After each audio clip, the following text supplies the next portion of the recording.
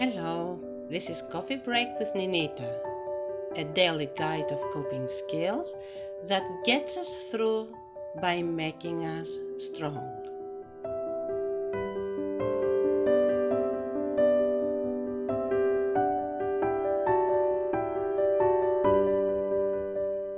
Do you feel that there is a void inside you, that you don't feel happy? You don't feel you are in a good place? If you do, let's talk about it right now. The void you're feeling does not come from people around you not being there for you, disappointing you, or not meeting your needs. The void that you're feeling is because, especially the past year, you have found yourself emptying yourself with energy in trying to take care all the adversities that have resulted from all the disappointments of all that has happened mentally, emotionally, and physically the past year with the coronavirus. Maybe before you had sensed that kind of void, but this year it has been a lot. This whole experience has caused us emotional wounds. Emotional wounds that make us feel the need to do something. And we don't know what is that we can do to reset ourselves or to gain balance, not to feel that void that it is in our hearts. Because of that void, often we get angry and we argue. We don't want to do that, but we are feeling that void and we desperately try to make it go away. Even though it feels that that void comes from the people around us that do not meet our needs, actually it comes from us. When we experience disappointments and challenges, we find ourselves not feeling loving, not feeling kind, not feeling compassionate. We feel negative. And that is what I want us in this present podcast to focus on. Because when we stop being loving, kind, compassionate, for good reasons, what happens is we open wounds. Yes, you heard me correctly. Our very own delivery is the one that opens the wounds that are more permanent. Other people can disappoint us with their behaviors and their actions. But if we do not engage to that negativity, the emotional wounds are not going to be deep.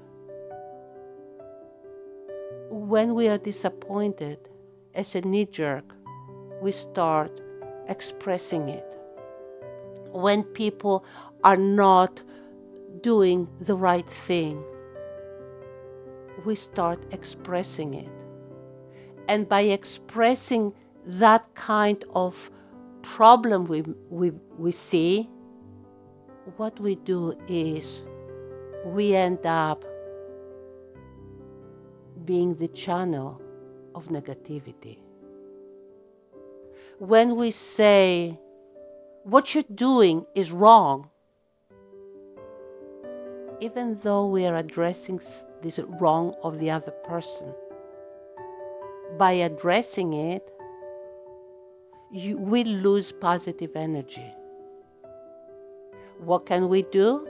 We will talk about this. But first and foremost, what I want us to understand is that that kind of void results from our very own approach to the negative. When the negative is perceived as a challenge, that void won't be there.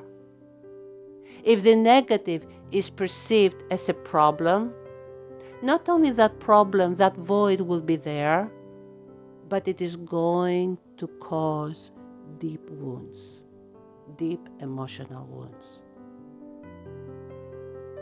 Unfortunately, it is not others that cause that damage, those deep wounds inside us, but our behaviors, our reactions.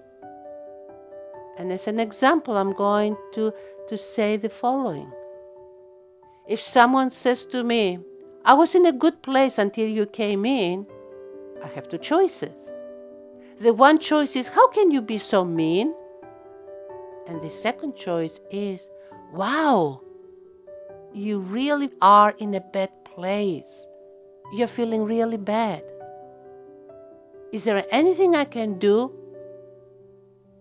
And if the other person answers, yes, go away, my answer still says, I wish I could make you feel better.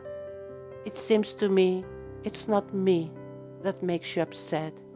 It is something else that maybe when you're ready to talk about it, we can talk.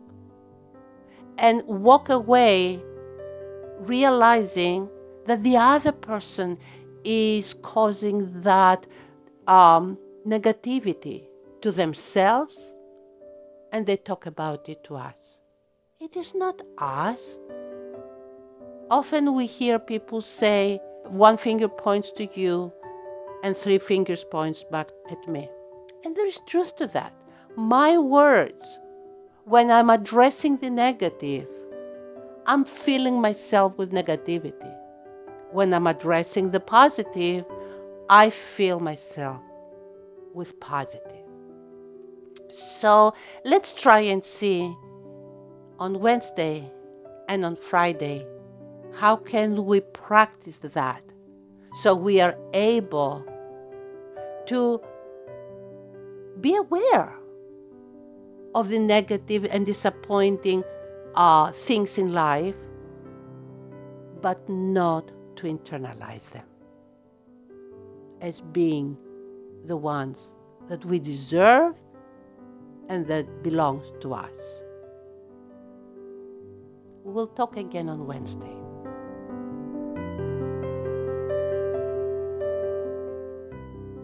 We thank you for listening to Coffee Break with Ninita. Our goal is to help our StayWHOLE community work through their challenges. Please join this cause by supporting us on Patreon. You can do that for the price of just 1 cup of coffee per month.